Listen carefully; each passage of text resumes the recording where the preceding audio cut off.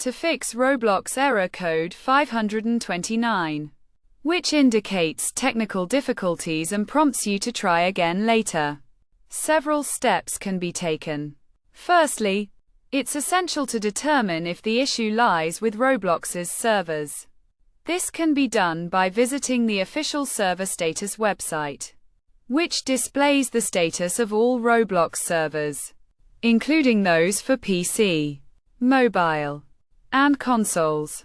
If any server is down, it's likely the cause of the error. However, if all servers are operational, there are a few things you can try on your computer to resolve the issue. Start by ensuring your internet connection is stable. You can do this by accessing your network settings, where you should see confirmation that you're connected to the internet. If not, restarting your computer and verifying your internet connection is recommended.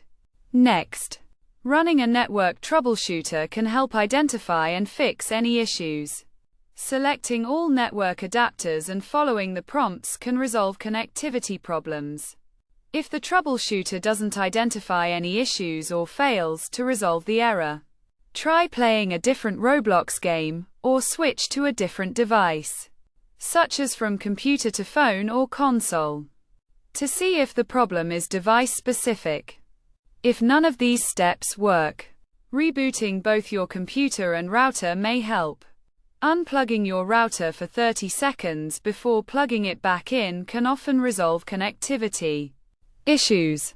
By following these steps, you should be able to fix Roblox error code 529 and resume playing. Remember to always check the server status first, as server issues are often the cause of this error. If you continue to encounter problems, trying the aforementioned steps can help resolve the issue and get you back to playing Roblox.